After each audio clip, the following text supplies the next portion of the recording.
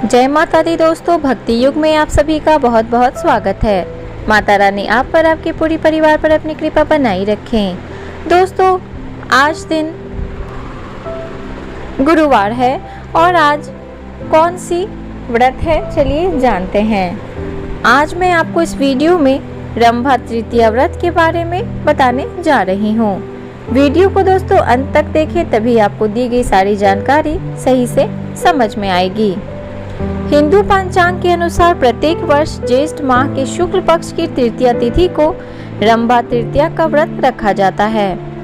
इस दिन कुंवारी कन्याएं मनचाहा वर पाने के लिए व्रत रखती हैं और विधि विधान से पूजा अर्चना करती हैं। सुहागिन महिलाओं भी अपने पति की लंबी आयु और बुद्धिमान संतान की प्राप्ति तथा उनके उज्जवल भविष्य के लिए विधि पूर्वक ये व्रत रख सकती हैं। रंभा तीज के दिन महिलाएं 16 श्रृंगार करती हैं और व्रत का संकल्प लेती हैं। रंभा तृतीया या रंभा तीज, इसे हम दोनों बोल सकते हैं। रंभा तृतीया के दिन रंभा तीज भी बोलते हैं। रंभा तीज के दिन भगवान शिव के साथ माता पार्वती और लक्ष्मी जी की पूजा की जाती है। पौराणिक कथाओं के अनुसार सौभाग्य प्राप्ति के लिए अप्सरा रंभा ने इस व्रत को किया था, इसलिए इसे रंभा तीज कहा जाता है। ऐसे में चलिए जानते हैं कि सौंदर्य और सौभाग्य का व्रत रंभा तीज इस बार कब है और शुभ फलों की प्राप्ति के लिए किस विधि से पूजा करनी चाहिए। तो चलिए सबसे पहले दोस्तों जानते हैं कि रंभा तीज कब है, इसका शुभ मुहूर्त क्या है। ज्येष्ठ माह के शुक्ल पक्ष की तृतीया तिथि की शुरुआत 1 जून बुधवार की रात 9:47 से हो रही है। वहीं इस तिथि का समापन 3 जून 2022 शुक्रवार की रात 12:17 पर होगा। उदया तिथि 2 जून 2022 दिन गुरुवार को प्राप्त हो रही है। दोस्तों, इसलिए ये व्रत 2 जून को रखा जाएगा। तो चलिए जानते हैं कि रंभा तृतीया पूजा कैसे करनी चाहिए, इसका सही नियम क्या है। इस दिन सूर्योदय से पहले उठकर स्नान आदि करके व्रत एवं पूजा का संकल्प लें और पूजा स्थल पर पूर्व दिशा में मुंह करके पूजा के लिए बैठें। दोस्तों, ऐसे भी कहा जाता है कि भगवान की मूर्ति ऐसे दिशा में रखिए कि जब आप बैठें तो आपका मुख पूर्व दिशा की ओर रहना चाहिए। स्वच्छ आसन पर भगवान शिव और माता पार्वती की मूर्ति स्थापित करें। उनके आसपास पूजा के 5 दीपक लगाएं। दोस्तों, अगर आपके पास एक छोटी सी चौकी है, जैसे कि हर कोई अपने घर में पूजा स्थान तो होता ही है, लेकिन साथ में एक चौकी बनाकर रखते हैं जो लकड़ी की चौकी होती है, जिसपे कभी कदाल हमारे घर में अगर सत्यनारायण भगवान की पूजा हुई या किसी भी देवता की पूजा है तो उस दिन खासकर उस देवता को हम उस चौकी पर रखकर उनकी पूजा उस दिन करते हैं, फिर उन्हें हम उनके जगह पे रख देते हैं। तो अगर आपके पास ऐसी कोई भी चौकी है तो आप अलग से भगवान शिव और माता पार्वती का आसन वहाँ जरूर लगाएं, उनकी मूर्ति वहाँ रख दें या उनकी तस्वीर जो भी है आपके पास आप वहाँ स्थापित कर दें और उनके सामने आप 5 दीपक जरूर जलाएं। सबसे पहले गणेश जी की पूजा करें, इसके बाद 5 दीपक की पूजा करें, इसके बाद भगवान शिव पार्वती की पूजा करें।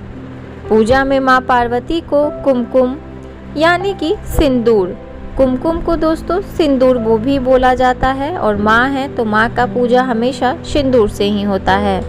पूजा में माँ पार्वती को सिंदूर या कुमकुम, चंदन, हल्दी, मेहंदी, लाल फूल, अक्षत और अन्य पूजा की सामग्री को चढ़ाएं। दोस्तों, अक्षत हमारे हिंदू धर्म में चावल को बोलते हैं। जो अरवा चावल होता है वो अक्षत होता है और अक्षत कभी भी टूटी हुई चावलों को नहीं बोलते हैं और ना ही टूटी हुई चावलों से हम अक्षत बनाते हैं। कभी भी आप अक्षत लें तो ध्यान रखें कि वो अरवा चावल होनी चाहिए और वो साबुत चावल होनी चाहिए, पूरी चावल होनी चाहिए, वो अक्षत होता है। भगवान की पूजा कभी भी वैसे चावल से, वैसे अक्षत से की जाती है। तो चलिए अब जानते हैं आगे। वहीं भगवान शिव, गणेश और अग्निदेव को अबीर, गुलाल, चंदन और अन्य सामग्री आप चढ़ा सकते हैं और उनकी इस तरह से विधिवत पूजा करके आपको जो भी आपके पास शक्ति है आप उन्हें फल का, मिठाई का, जो भी आपके पास है आप उन्हें भोग जरूर लगाएं। माँ को सारे श्रृंगार के सामान चढ़ाएं। भोलेनाथ को मैंने बताया है जैसा कि आप वो उनकी इस तरीके से पूजा करें। पूजा करने के बाद आप उन्हें 5 दीपक जलाएंगे। उसके बाद आप उन्हें भोग लगाएंगे। भोग में आप उन्हें मिठाई, फल का भोग आराम से लगा सकते हैं। उसके बाद आपको मंत्र का जाप करना है।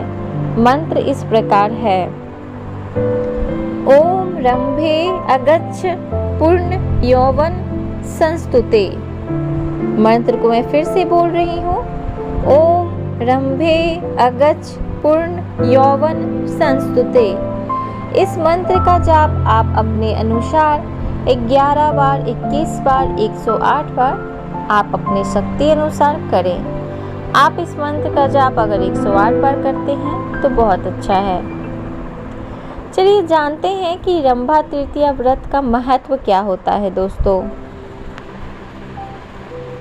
मान्यता है कि रंभा तीज या रंभा तृतीया व्रत करने से महिलाओं को सौभाग्य की प्राप्ति होती है, पति की उम्र बढ़ती है और संतान सुख मिलता है। इस दिन व्रत रखने और दान करने से मनोकामना पूरी होती है।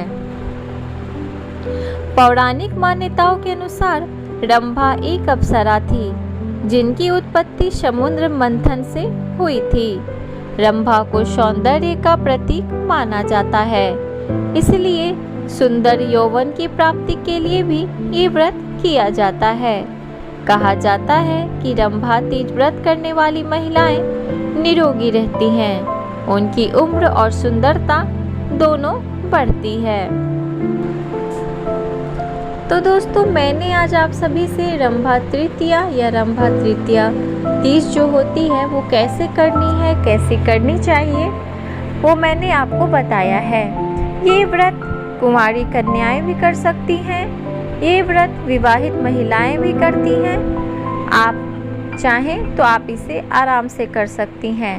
इस व्रत को करने में कोई भी ना तो आपको बहुत खर्च लगता है, ना ही आपके पास नए कपड़े होने चाहिए। ऐसा कोई ज़रूरी नहीं है कि जैसे हम और सारे व्रत में नए कपड़े, नए साड़ी एकदम पहनते हैं, हमें पहनना होता है। तो जैसा ज़रूरी नहीं है दोस्तों कि आपको व्रत में नए कपड़े ही पहनने हैं। अगर आप पहले इस व्रत को नहीं कर रखी हैं, अगर आप इस बार करना चाहती हैं तो आप आराम से इस व्रत को कर सकती हैं। आप रंभा तृतीया व्रत बिना निर्जल रहकर भी कर सकती हैं। आप फल फूल का सेवन कर सकती हैं। आपको जो शक्ति है आप व्रत वैसे करें। कहीं भी नहीं कहा गया कि आपको निराजल होकर जैसे तीज किया जाता है वैसे ही ये व्रत करना है। आप इस व्रत को आराम से फल फूल पर रहकर भी कर सकती हैं। और आपके पास जो भी आपके घर में उपलब्ध है वो भगवान को आप भोग लगा सकती हैं। मिश्री है तो मिश्री भोग लगाइए, कुछ भी जो आपके पास है आप भोग लगा सकती हैं और आप इस व्रत को आराम से कर सकती हैं। तो दोस्तों अगर आपको ये मेरी वीडियो अच्छी लगी हो तो मेरे वीडियो को एक लाइक ज़रूर दें और अपने दोस्तों के साथ ज़रूर शेयर करें। और अगर आप मेरे चैनल को आज पहली बार देख रहे हैं तो मेरे चैनल को सब्सक्राइब कर लें। मैं इसी तरह की जानकारी लेकर आप सभी के लिए हमेशा आती रहती हूँ। धन्यवाद।